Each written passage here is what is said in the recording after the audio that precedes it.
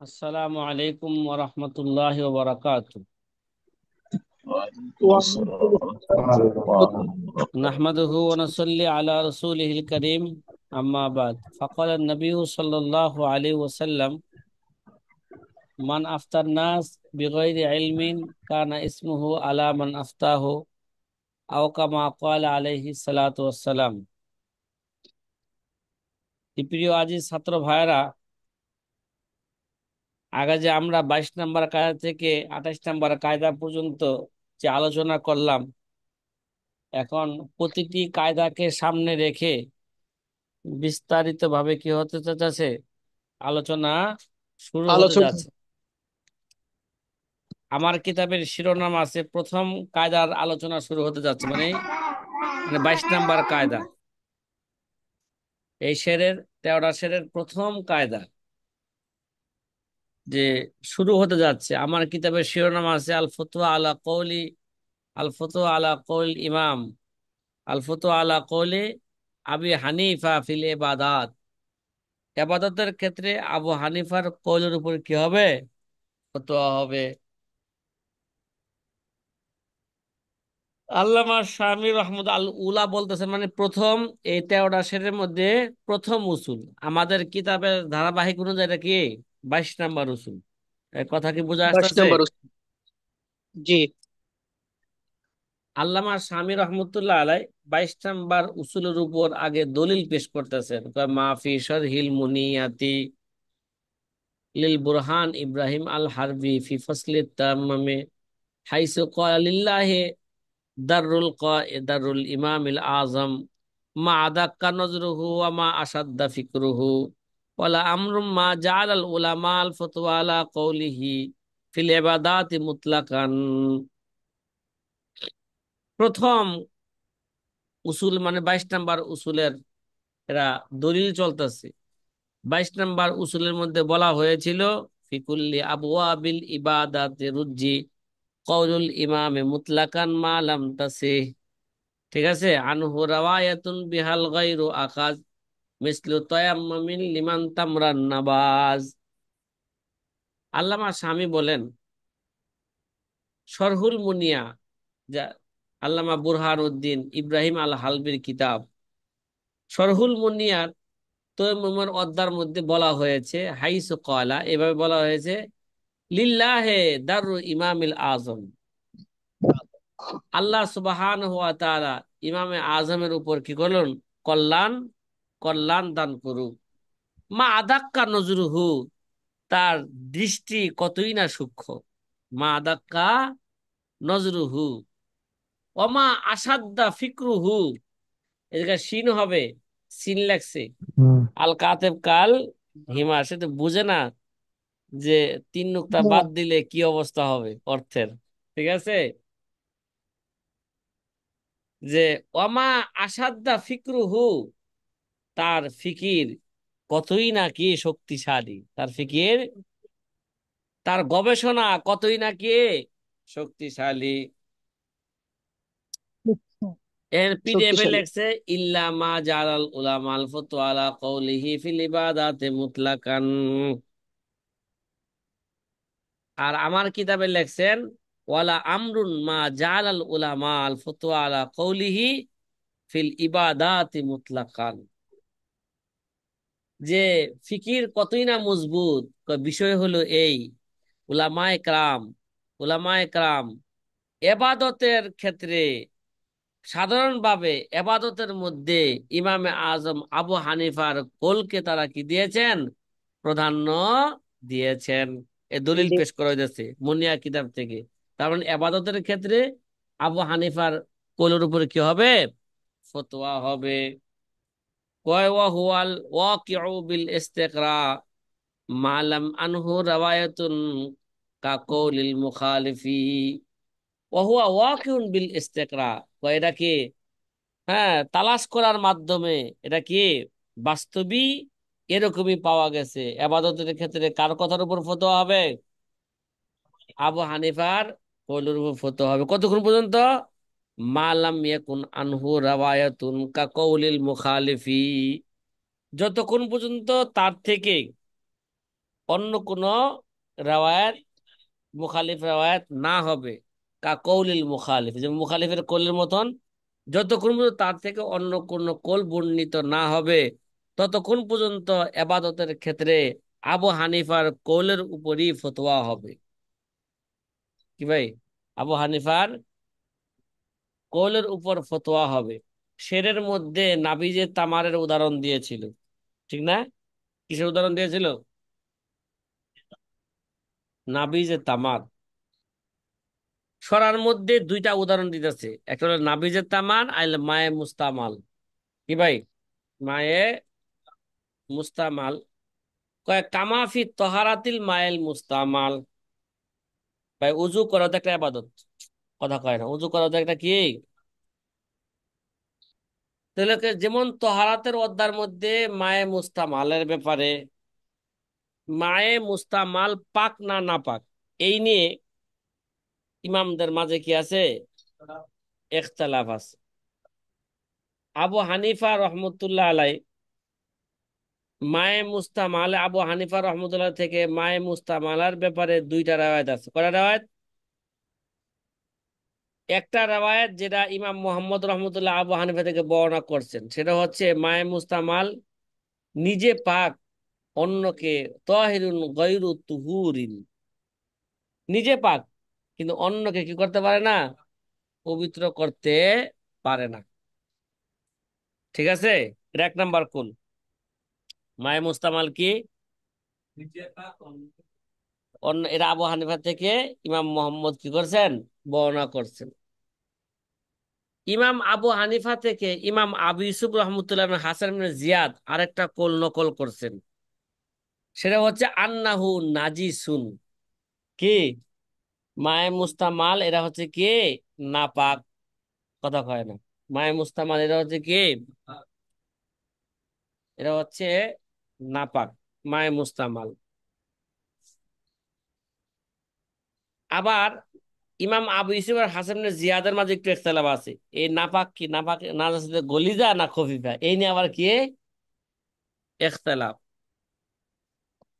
হাসান ইবনে জিয়াদ রহমতুল্লাহ আলাইহি বলেন মায়ে মুস্তামাল এরা হচ্ছে নাজাসাতে কি? গলিজা। আবার আবু ইউসুফ রহমতুল্লাহ আলাইহি বলেন এর নাজাসাতে কি? খফিফা। তাহলে মায়ে মুস্তামাল ব্যাপারে মূলত কয়টা কোল পাওয়া গেল? দুইটা কোল। একটা হচ্ছে ঠিক বলছি। মায়ে মুস্তামাল এরা পাক কিন্তু গয়রু তুহুরিন, অন্যকে সে কি করতে পারে না? পবিত্র করতে পবিত্র পারে করতে না। পারে না। আর একটা কোল হলো আবু হানিফা থেকে ইমাম আবু ইসহাক হাসান জিয়াদ বর্ণনা করছেন মায়ে মুস্তামাল হলো নাফাক। যেহেতু, ঠিক আছে, ইমাম মোহাম্মদ রহমতুল্লাহ আলাই যে রেওয়ায়তটা বর্ণনা করছেন আবু হানিফা থেকে, মায়ে মুস্তামাল হচ্ছে কি? পাক তাহিরুন গয়রু তুহুরিন। এই কোলটাকে, মোহাম্মদ রহমান রেওয়ায়তটাকে আমাদের মাশায়েখগণ গ্রহণ করেছেন এবং আবু হানিফার কোল, দুই কোলের মধ্যে এটাকে মুখতার কোল হিসেবে তারা কি করেছেন? গ্রহণ করেছেন। এবং আমাদের মাশায়েখগণ বলছেন ও আলাইহাল ফতোয়া, এই কোলের উপরে কি? ফতোয়া, কারণ এটা এবাদতের ক্ষেত্রে, এবাদতের ক্ষেত্রে আবু হানিফার কি কৌলে মুখতারের উপর কি হবে? ফতোয়া হবে। কথা কি বুঝতেছেন? হ্যাঁ, যে ইমাম মোহাম্মদের কোলের উপর যেমন যে ফতোয়া দেওয়া হলো, বাস্তবে এটা কার, কার কোল? এটা বাস্তবে এটা ইমাম আবু হানিফারই, আবু হানিফারের কোল। এই তো, এরা এই ইখতিলাফ সাহেবে হেদাওয়ালা কি করছেন? কথা কয় না? সাহাবে হেদাওয়ালা এই ইখতিলাফ কি করছেন? বর্ণনা করেছেন।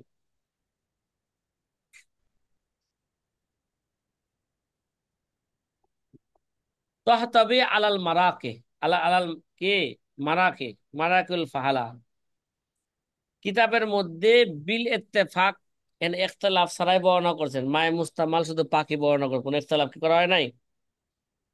বর্ণনা করা হয় নাই। এবং লেখছে এখানে কোনো ইমামের কি নাই? ইখতিলাফ নাই। কিন্তু সাহেবে হেদাওয়ালা এই ব্যাপারে মায়ে মুস্তামাল ব্যাপারে কি করছেন? ইখতিলাফ নকল করেছেন। এবং মায়ে মুস্তামাল যে পাক, অন্যকে পবিত্র করতে পারে না, এই কথার উপর কি দেওয়া হয়েছে? ফতোয়া দেওয়া হয়েছে।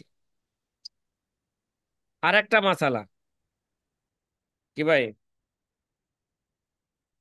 আর একটা মাসালা হইলো নাবি নাবিজে অত্যায়ম্মম ফকত ইন্দা আদমে গাইরি নাবিজির তামার। মানে নাবিজে তামার ছাড়া যদি অন্য কোনো মুতলাক পানি না পাওয়া যায়, সাধারণত অজু গোসল কি পানি দ্বারা করবে? মুতলাক পানি দ্বারা। মুতলাক পানি উদাহরণস্বরূপ যেমন আসমানের পানি, এটাকে একটা কি মুতলাক পানি। সাগরের পানি, চলন্ত পানি, এগুলো কি ভাই? মুতলাক পানি। তাহলে নিয়ম হলো অজু তো গোসল করবে কি পানি দ্বারা? মুতলাক পানি দ্বারা। এখন যদি নাবিজে তামার ছাড়া মানে খেজুর বীজাণু পানি ছাড়া অন্য কোনো পানি যদি না পাওয়া যায়, এখন ওই নাবিজে তামার দ্বারা অজু করতে পারবে কি না? এই নিয়ে হাদিসের মধ্যে কি আছে? ঘটনাও আছে। আল্লাহ নবী সাল্লাল্লাহু আলাইহি ওয়াসাল্লাম, হাদিস আছে আল্লাহ নবী কি করেছেন? নাবিজে তামার দ্বারা কি করেছেন? অজু করেছেন। আছে না? কথা কয় না? আব্দুল্লাহ ইবনে মাসউদ থেকে হাদিস কি আছে? বর্ণিত আছে। সে জিনের ঘটনা, যে নবীজিকে জিন জাতিরা কি করলেন? নিয়ে গেলেন। আব্দুল্লাহ ইবনে মাসউদকে ফজরের সময় আল্লাহ নবী ডাক দিয়ে একটা গোল দাগ দিয়ে এখানে দাঁড়া করায়া গেলেন। কথা কি বুঝা আসতেছে? জিন জাতিকে দাওয়াত দিয়ে আইসা ফজরের আগে আব্দুল্লাহ ইবনে মাসউদকে যেখানে দাঁড়া করায় দিছিলেন, হ্যাঁ, ওইখানে আইসা জিজ্ঞাসা করতেছে তোমার কাছে উযু করার কোনো পানি আছে কিনা? তিনি কি বললেন? নাবিজে তামার ছাড়া কি অন্য কোনো পানি নাই। তো নবীজি বলে ঠিক আছে নাবিজে তামার দাও। আল্লাহ নবী নাবিজে তামার দ্বারা কি করলেন? উযু করলেন। এটা হাদিসের মধ্যে কি আছে? সুস্পষ্ট আছে। নাবিজে তামার দ্বারা উযু করা যাবে কি না, ঠিক আছে, এই নিয়ে আমাদের ইমামদের মাঝে ইখতিলাফ আছে। এই ব্যাপারে ইমামে আজম আবু হানিফা থেকে তিনটা কৌল পাওয়া যায়। কয়টা কৌল? কথা কয় না? প্রথম কৌল, যে নাবিজে তামার দ্বারা উযু করবে, ঠিক আছে, কথা কয় না, উযুও করবে এবং মুস্তাহাব হইল উযুর সাথে সাথে কি করবে? তায়াম্মুমও করবে। কথা কয় না? উযুর সাথে কি করবে? তায়াম্মুমও করবে। এটা হলো প্রথম কৌল। আবু হানিফা রহমতুল্লাহ আলাইহির নাবিজে তামার দ্বারা কি করবে? উযু করবে এবং তায়াম্মুমও করবে। আচ্ছা, এটা হলো মুস্তাহাব তায়াম্মুম করাটা। ওজু তায়াম্মুম না করলেও সারবে। তার মানে নাবিজে তামার দ্বারা উযু করলে উযু কি হয়ে যাবো গা? সহি হয়ে যাবে। দ্বিতীয় কল, যে অজুও করবে, তায়াম্মুমও করবে। তায়াম্মুম করা মুস্তাহাব না, উযুও করা যেমন জরুরি, তায়াম্মুম করাও কি জরুরি। দ্বিতীয় কল, যেমন কাসুরিল হিমার, যদি গাদার যদি কি থাকে, সুরের যদি পানি পাওয়া যায় ছাড়া অন্য কোনো পানি না পায়, তাহলে হতে হইলো কি? ওযুও করবে, তায়াম্মুমও করবে। দ্বিতীয় কলটাকে ইমাম মোহাম্মদ রহমতুল্লাহ আলাইহি গ্রহণ করেছেন। কি করেছেন? তায়াম্মুমও করবেন কি, এবং ওযুও করবেন। এই কলটাকে হেদায়েত সরা গয়াতুল বায়ান কিতাবের মধ্যে এই কল, দ্বিতীয় কলকে প্রাধান্য দেওয়া হয়েছে, রাজে করার দেওয়া হয়েছে। তৃতীয় কল আত-তায়াম্মুম ফাকাত। তৃতীয় কল শুধু কি নাবিজে তামার থাকলে নাবিজে তামার দ্বারা উযু করবে না, শুধু কি করে নিবে? এই মুহূর্তে তায়াম্মুম করে নিবে। এটা হচ্ছে কয় কয় নাম্বার কোল? তৃতীয় নাম্বার কোল। এটা হচ্ছে আবু হানিফার সর্বশেষ কোল। আবু হানিফার সর্বশেষ কোল। আবু হানিফা রহমতুল্লাহ আলাই মৃত্যুর 3 দিন আগে এই কোলের দিকে তিনি কি করেছেন? রুজু করেছেন। আর এই কোলটাকে ইমাম আবু ইউসুফ গ্রহণ করেছেন। কি করেছেন? কে গ্রহণ করেছেন? ঠিক আছে। এবং এই কোলটাকে আবু ইউসুফ, আইমা সালাসা মানে ইমাম মালিক, ইমাম শাফি, ইমাম আহমদ কি করেছেন? গ্রহণ করেছেন। ইমাম তহাবি রহমতুল্লাহ আলাইহি কি করেছেন? গ্রহণ করেছেন।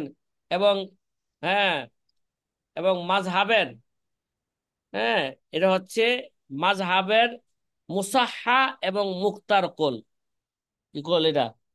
মানে হানাফি মাযহাবের এই কৌলটাকে কি করা হয়েছে, তাসসিহ করা হয়েছে, এই কৌলটাকে গ্রহণ করা হয়েছে, এবং এই কৌলটাই আমাদের কাছে মুতামাদ কৌল। আর এই কৌলের উপরে কি দেওয়া হয়েছে, ফতোয়া দেওয়া হয়েছে। তাইলে ইমামে আজম আবু হানিফা রহমতুল্লাহ আলাইহ থেকে ইমাম আবু ইউসুফ রহমতুল্লাহ আলাইহ যে কোলটা গ্রহণ করলেন, ঠিক আছে, এই কোলটাই এখন সর্বশেষ, ইমাম আবু হানিফার সর্বশেষ কোল। আর এইটার উপরে কি এখন কে, ফতোয়া। বর্তমানে অধিকাংশ মাশায়েখগণ কি করেছেন, এই কোলটার উপরে ফতোয়া দিয়েছেন।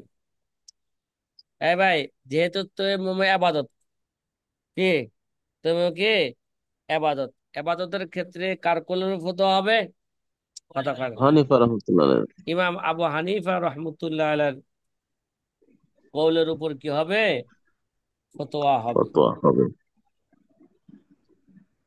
সাথী ভাইয়েরা, যে এবাদতের ক্ষেত্রে যে আবু হানিফার কওলের উপর কি হবে, ফতোয়া হবে, যে আরো কিছু উদাহরণ আপনাদের সামনে দিতে চাই।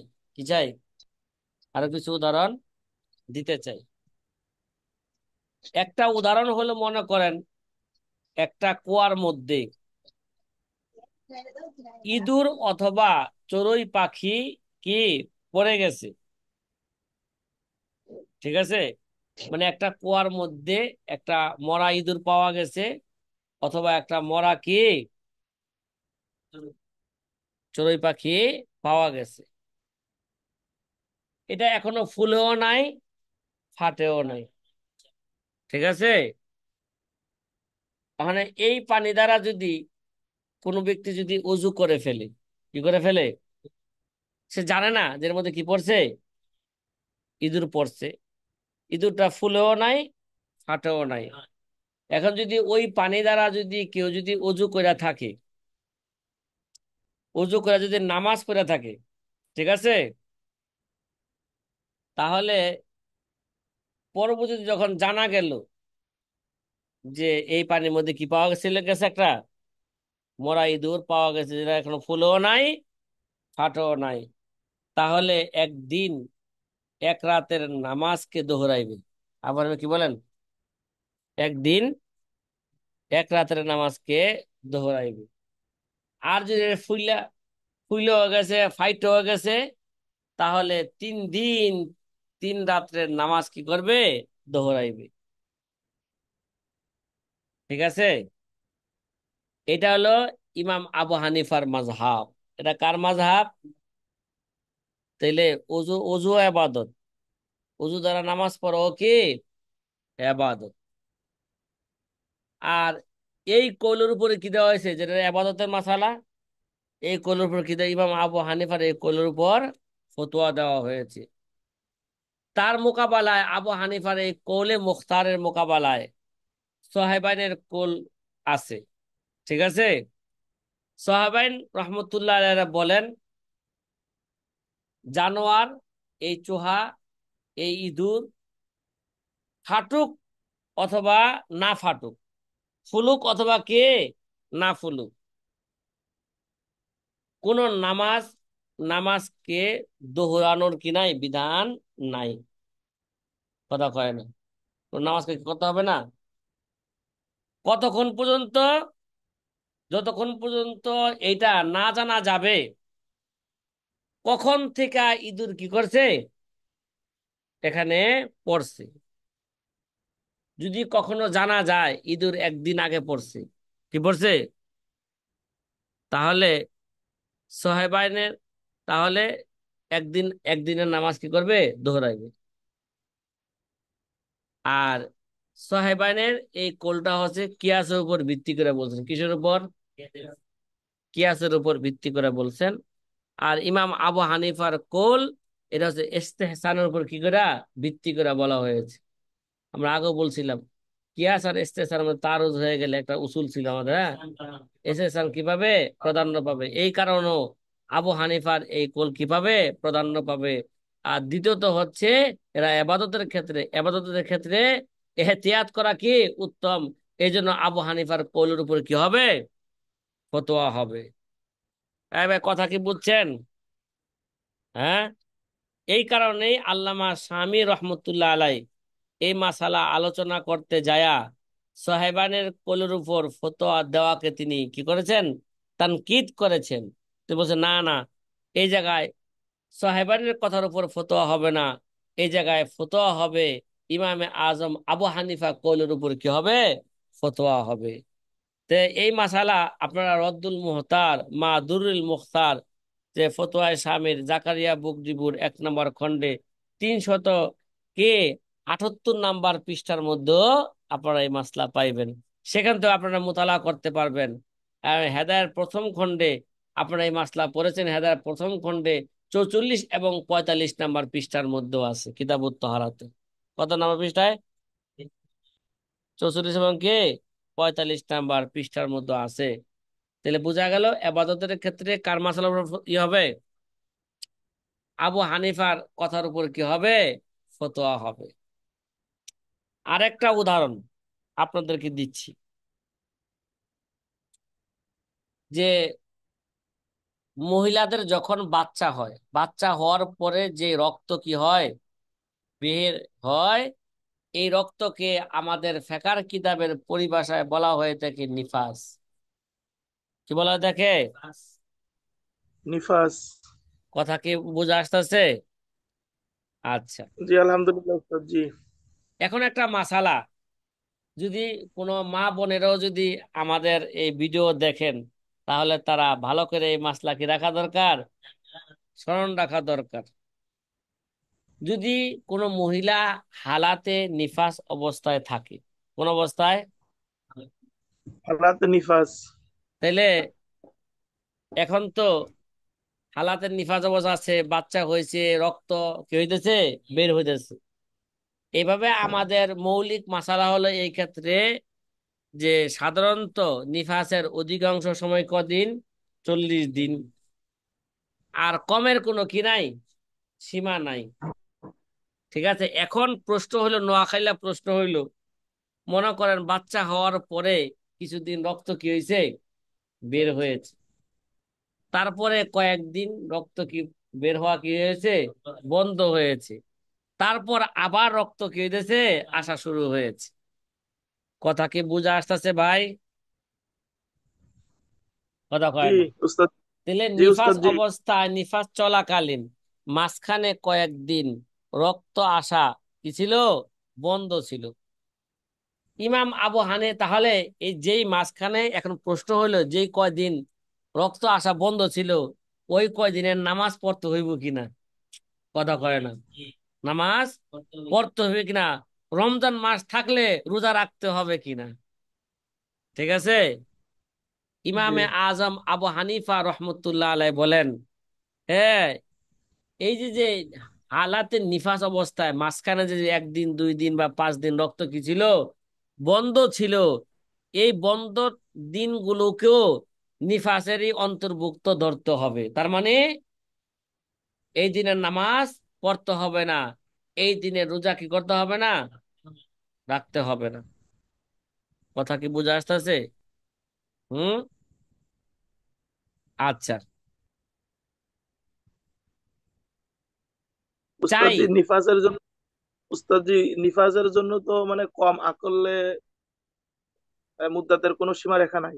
না না, জি ঠিক আছে, এবার শুনেন, ইমাম আবু হানিফা রহমতুল্লাহ আলাই বলেন, এই যে খুন বন্ধ হইল, বন্ধ হওয়াটা এটা 15 দিনের চেয়ে কম হোক চাই বেশি হোক, কি হোক, এই মাঝখানে যেগুলো বন্ধ হইল, তার তারপরও কি করতে হবে, এগুলোকে, এরপর রক্ত আসলে এগুলোকে নিফাস হিসাবে কি করতে হবে, এই বন্ধর দিনগুলোকে হালাতে নিফাসই ধরতে হবে।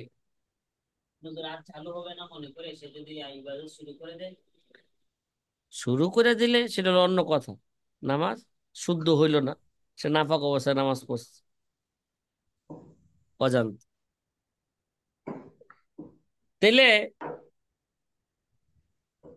তাইলে বোঝা গেল তুহুরে মুতাখাল্লিলকে দমে মুতাআলির হুকুমে ধরা হবে। কি বললাম? তুহুরে মুতাখাল্লিলকে মাঝখানে যদি কি হয়ে যায়, পবিত্রতা পাওয়া যায়, তাহলে এটাকে কি মনে করতে হবে? দমে মুতাওয়ালি, ধারাবাহিক ভাবে রক্ত কি হয়েছে তার, বের হয়েছে, এটার এই হুকুমে ধরা হবে। তার মানে এই অবস্থা তার কি করতে হবে না, নামাজ পড়তে হবে না। আর সাহেবাইন বলেন, যদি রক্ত আসা যদি বন্ধ হওয়া যদি 15 দিনের কম হয়, তাহলে এই হুকুম হইবে। কি হইবে?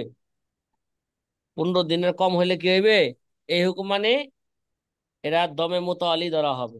ঠিক আছে? তো আর যদি রক্ত না আসে তাহলে হ্যাঁ, যদি রক্ত না আসে একেবারেই বন্ধ হয়ে যায় তাহলে আরে কি হবে? আরে বাবা, একেবারে বন্ধ হয়ে গেলে তো বললামই, নিফাসের কোনো কি নাই, কমের কোনো মেকদার নির্দিষ্ট নাই। 5 দিন হওয়ার, 5 দিন রক্ত আসার পরে রক্ত একেবারেই বন্ধ হয়ে গেছে, আর কি আসে নাই, রক্ত আসে না, তাহলে বুঝতে হবে তার নিফাজ কি ছিল, তার নিফাজের মুদ্দাত 5 দিনই ছিল। উস্তাদ জি, যদি কোনো মহিলার যদি নিফাস যদি না হয় তাহলে? আরে ভাই, মহিলা গো নেফাজ নিয়া এত কি প্রশ্ন আপনাগো, এটা কি আপনার সাথে সম্পৃক্ত? জি না জি উস্তাদ না আরে জি। উস্তাদ, ভাই, হায়েজ নিফাজের মাসলা যে এত পুরো কঠিন, বিধান আছে। এজন্য আমি মাঝে মাঝে ক্লাসে বইলা থাকি এটা 5 কারণে কঠিন। কয় কারণে? পাঁচ এক তো কারণে এটা পুরুষের সাথে কিনা সম্পৃক্ত না, সম্পৃক্ত। দ্বিতীয়ত হইল এরা 3 কাপড়ের নিচে থাকে। এরা কি, দেখো, দেখো যায় না। কথা কি বুঝতেছেন? হ্যাঁ। জি জি। জি, তাহলে অনেকের তো মানে বিবি এগুলো জানার বিষয়। হ্যাঁ, হ্যাঁ, কত কিছু জানার বিষয় আছে, খালি এটা এগুলাই বিষয়। কাপড়ের নিচের খবরের শুধু বিষয়। আচ্ছা ঠিক আছে, তারপরও প্রশ্ন করলে তো কি দিতে হবে, প্রশ্নের উত্তর দিতে। উত্তর দিতে হবে। আগে আমার কথাটা ভালো করে বুঝেন। সাহেবাইন বলেন, যদি 15 দিনের কম যদি কি থাকে, মানে প্রথমে রক্ত আছে 10-12 দিন, তারপরে আবার 10-12 দিন রক্ত কি বন্ধ, তাহলে এই 10-12 দিনকে নিফাজের কি ধরতে হবে, তারপরে রক্ত আসছে আবার। তাহলে মাঝখানে যে যে তুহুরে মুতাখাল্লিল গেল, তাহলে এটাকে কি ধরতে হবে, দমে মুতাওয়ালি ধরতে হবে। আর যদি 15 দিনের বেশি হয়, ঠিক আছে, তাহলে এটাকে কি ধরতে হবে, 15 দিনের বেশি হইলে এটাকে পাকি ধরতে হবে। এটা কার কথা? সাহেবাইনের, সাহেবাইনের কথা। এই মাসালার সম্পর্ক যেহেতু এবাদতের সাথে, কার সাথে, কথা কয় না, ইবাদতে। ঠিক না? রোজা রাখতে হইব কিনা, নামাজ পড়তে হবে কিনা, এই মাসলার সম্পর্ক কার সাথে, এবাদতের ইবাদতের। ক্ষেত্রে। এই জন্য যেহেতু এবাদতের সাথে সম্পৃক্ত, এই জন্য এই মাসলার মধ্যে ইমাম আবু হানিফার কৌলের উপরে কি হবে, ফতোয়া হবে। ও কত কুল্লু কওলিন ফিল ইবাদাতে, বলেন না, বলেন না, ও কুল্লু কওলিন ফি, না, ওফি কুল্লি আবওয়াবিল ইবাদাতি রুজ্জি কওলুল ইমামে মুতলাকান মা লাম তাসি আনহু আসি। রাওয়ায়াতুন বিহাল গায়রু আকাজ মিসলু তায়াম্মামিন লিমান তামরান নাবাজ। মোটামুটি আমরা 22 নম্বর উসুলের দলিল কি, তার ব্যাখ্যা বিশ্লেষণ কি, তার উদাহরণ কি, মোটামুটি এই নিয়ে আমরা কি করলাম, আলোচনা করলাম। এবার 23 নম্বর উসুল কি হবে, শুরু হবে। কয় নাম্বার উসুল? 23 নম্বর উসুল কি হবে, শুরু হবে। আপনাদের কিতাবের শিরোনাম আছে আল ফুতওয়া ফিল কাযা ওয়া মা ইয়াতাআল্লাকু বিহি, যে কজা এবং কজা সংক্রান্ত মাসালার ক্ষেত্রে ফতোয়া কার কল হবে। আর আমার কিতাবের শিরোনাম আছে আল ফতোয়া আলা কৌলি আবি ইউসুফ ফিমা ইয়াতাআল্লাকু বিল কাযা, কি কজা এবং কজা সম্পৃক্ত মাসালার মধ্যে এরা ইমাম আবু ইউসুফের কৌলের উপরে কি হবে, ফতোয়া হবে। ফতোয়া এই 13টা সেরের মধ্যে ধারাবাহিক ভাবে এরা হচ্ছে 2য় নাম্বার উসুল। আর আমাদের পূর্ণ কিতাবের ধারাবাহিক অনুযায়ী এটা হচ্ছে কয় নাম্বার উসুল, 23 নাম্বার, 23 নাম্বার উসুল। 23 নম্বর। কথা কি বোঝা আসতেছে শামসুল হক ভাই? হ্যাঁ, জি আলহামদুলিল্লাহ। আলহামদুলিল্লাহ। আসানিয়া তো মাহফিল বাহার, কোবাইলা ফসলিল হাফসি, বাহারুর রায়কের ফসলুল হাফসের পূর্বে একটা মাসালা বর্ণনা করা হয়েছে বা একটা উসুল বর্ণনা করা হয়েছে। কি এটা কই থেকে? কলা অফিল কুনিয়াতে। আল্লামা ইবনে নুজাইম বলেন কুনিয়া কিতাবের মধ্যে আছে মিন বাবিল মুফতি। কোন অধ্যায়? কুনিয়া কিতাবের বাদ বাবুল মুফতির অধ্যায়। ঠিক আছে? অধ্যায়ের জি মধ্যে আছে ওস্তাদ জি। আল ফতোয়া আলা কওলি আবি ইউসুফা ফিমা ইয়াতাআল্লাকু বিল কাযা। তাহলে কুনিয়া কিতাবের মধ্যে আছে কজা সংক্রান্ত, বিচার সংক্রান্ত যত মাসালা আছে, ওই বিচার সংক্রান্ত মাসালার ক্ষেত্রে ইমাম আবু ইউসুফের কৌলের উপর কি হবে? ফতোয়া হবে। তো কেন হবে। কেন কেন? লে জিয়াদাতি তাজরিবাতিহি। হ্যাঁ, কয় কজা সংক্রান্ত মাসালার ক্ষেত্রে ইমাম আবু ইউসুফের অভিজ্ঞতা অনেক বেশি থাকার কারণে। কারণ যে আপনাদেরকে আগেও বলছিলাম, হ্যাঁ, ইমাম আবু ইউসুফ রহমতুল্লাহ আলাই যে বাদশাহ হারুন কাজী রশিদের জামানায় দীর্ঘদিন তিনি কি ছিলেন? কাজীউল কুজাত ছিলেন, কাজী জাস্টিস ছিলেন, প্রধান বিচারপতি ছিলেন। এর জন্য কজা সংক্রান্ত মাসালার ক্ষেত্রে তার বেশি কি আছে? অভিজ্ঞতা আছে। এই ব্যাপারে তিনি কেমন যেন পিএইচডি লাভ করেছেন। কেমন যেন না, বাস্তবিক তিনি কি করেছেন? পিএইচডি লাভ করেছেন। পিএইচডি। কয় এমন কথা ওয়াকাজা ফিল বাজ্জাজিয়াতি মিনাল কাজা, এমনি ভাবে ফতোয়ায়ে বাজ্জাজিয়ার কিতাবুল কাজার মধ্যে আছেন আইলি হুসুলি জিয়াদাতিল ইলমি লাহু লিতাজরিবাতিহি। কয় ইমাম আবু ইউসুফের লাহু মানে ইমাম আবু ইউসুফ লি হুসুলি জিয়াদাতিল ইলমি লাহু, ইমাম আবু ইউসুফ রহমতুল্লাহ আলার জন্য এই কজা সংক্রান্ত, হ্যাঁ, মাসালার মধ্যে তার এলেম কি হয়েছে? বেশি অর্জিত হয়েছে।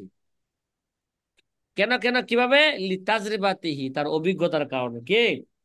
তার অভিজ্ঞতার কারণে। কয় ওয়ালি হাজা রজা আবি আবু হানিফা আনিল কওলে বিআন্না সাদাকাতা আফজালু মিন হাজ্জিত তাতাউ। কয় এই কারণেই তো যে ইমাম আবু ইউসুফ ইমাম আবু হানিফা রহমতুল্লাহ আলাইহ, এই কারণে মানে কথা কয় না। ইমাম আবু ইউসুফ রহমতুল্লাহ আলার কি, হ্যাঁ, কাজার সংক্রান্ত ব্যাপারে এলেম কি ছিল? বেশি ছিল। কেন? বেশি ছিল। অভিজ্ঞতার কারণে। তার অভিজ্ঞতার কারণে এ কজা সংক্রান্ত মাসালার ক্ষেত্রে ইমাম আবু ইউসুফের এলেম কি ছিল? বেশি বেশি অর্জিত ছিল। হয়েছিল। কয় এই কারণেই আবু হানিফা রহমতুল্লাহ আলাইহ তার এক কোল থেকে তিনি কি করেছেন? রুজু করেছেন। শুরু তার মানে করেছেন। ওই মাসলার ক্ষেত্রে আবু হানিফার কি হয়েছিল? অভিজ্ঞতা হয়েছিল। অভিজ্ঞতার কারণে তিনিও কি করছেন? অভিজ্ঞতার কারণে তার এলেম বেশি হয়েছে, যার কারণে আবু হানিফা কি করছেন? এক মাসলা থেকে তিনি কি করছেন? রুজু করেছে। রুজু কি মাসলাটা কি ভাই? মাসলাটা হইল সাদাকাত আফজাল। আবু হানিফা রহমতুল্লাহ আলাই জীবনে তো আমরা মুকাদ্দামায়ে দুরুল মুখতার কিতাবের মধ্যে পড়েছি, তিনি হজ করেছেন মাত্র 55 বার। কতবার? তাহলে মাত্র 55 বার। মাত্র 55 বার কি করেছেন? হজ করেছেন। হজ করেছেন তাইলে প্রত্যেক বছর। আবু হানিফা রহমতুল্লাহ আলাইহ হজের হজের ব্যাপারে তার একটা বিশাল এক কি হয়েছে? অভিজ্ঞতা হয়েছে। এবং হজ যে কত কষ্ট, এরা তার 55 বার অভিজ্ঞতার মাধ্যমে সে কেরা জানতে পারছে। হজ এবাদতটা অত্যাধিক কেরা কষ্টের এবাদত। কষ্ট তো। আজকে সকালেও এক হুজুরের ব্যাপারে আমার পাশের মাদ্রাসার নাইমি মুহতামিম আল্লামা নূর হোসেন কাসিমি নওয়ার আল্লাহ মার্কাদহুর ভাই, যে মাওলানা আব্দুল কুদ্দুস সাহেব হজে গেছেন, খবর নিলাম বা হুজুরে খুব কষ্টে আছে। মানে হুজুরের শারীরিক ভাবে কি সে খুব দুর্বল। অসুস্থ। কষ্টে আছে, শরীর অবস্থা কিনা ভালো না। তার মানে হজ হজ এবাদতটা অত্যাধিক কি, এটা কঠিন এবাদত। কঠিন। ওই জায়গায় যায় শক্তিশালী মানুষও কি হয়ে যায়? অসুস্থ হয়ে যায়। এই বছর আপনারা পত্র পত্রিকায় দেখছেন, হ্যাঁ, এই হজের মধ্যে মিশরের মানুষ সবচেয়ে বেশি মারা গেছে। অথচ মিশরের মানুষ বাংলাদেশের মানুষের চেয়ে 1000 গুণ বেশি শক্তিশালী, অনেক শক্তিশালী। তারপরও তারা কি গেছেন? তারা হজের মধ্যে বেশি মারা গেছে। হজের যে কষ্ট, এই কষ্টের কারণে, হ্যাঁ, সূর্যের তাপ অনেক বেশি ছিল, গরমের তাপ অনেক বেশি ছিল। পানি ঠিক মতন পায় নাই, ছায়া ঠিক মতন পায় নাই, যার কারণে রাস্তায় থাকতে হয়েছে, এই কারণে তারা কি গেছে, মারা গেছে। যাই হোক, এটা প্রাসঙ্গিক কথা বললাম, মূল মাসলা বুঝি। মূল মাসলা হলো আবু হানিফা রহমতুল্লাহ হজে যাওয়ার আগে ফতোয়া দিতেন যে নফল হজের চেয়ে, কি বললাম, নফল হজের চেয়ে সৎকা করা উত্তম। মানে নফল হজ করতে যায় যে টাকাগুলো কি করবে, খরচ করবে, ওই টাকাগুলো হজে যায় খরচ না কইরা এরা দরিদ্র মানুষদেরকে কি দাও, বিলাই দেওয়া, এটা বেশি দান ভালো করে দাও। হজে যাওয়ার চেয়ে। এই মাসলা তো এখনো গ্রামগঞ্জের লোকেরা অনেক সময় বলে, বলে কি এতবার হজে যাওয়ার দরকার কি মিয়া, তোমার এই টাকাটা কি দান করে করে দাও, দাও। গরিব মানুষের দিয়া দাও, অমুকের মেয়ের বিয়া দিতে পারে না টাকার লেগা, অমুকের ছেলের বিয়া করাইতে পারে না কি লেগা, টাকার লেগা, এই সমস্যার কারণে মানুষের কি দাও, এই টাকাটা দিয়া দাও, বারবার হজে যাওয়ার কোনো কি নাই, দরকার নাই, একবার তো হজ জীবনে তো একবারই হজ ফরজ। মাশাআল্লাহ। এরকম উস্তাদ ফতোয়া জি, তো, এরকম ফতোয়া ইমাম আবু হানিফা রহমতুল্লাহ দিয়েছেন। কখন? হজে না যাওয়ার আগে।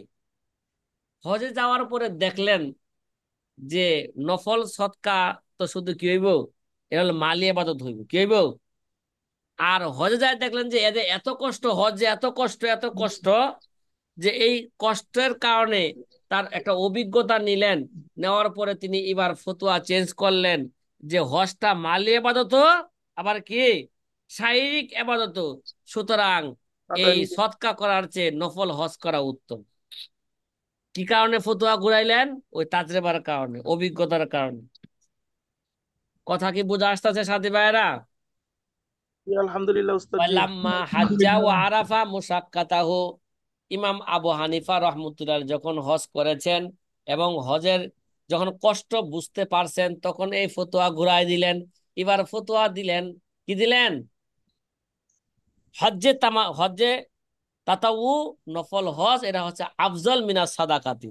আগে ফতোয়া কি ছিল, আন্না সাদাকাতা আফজালু মিন হজ্জিত তাতাউ।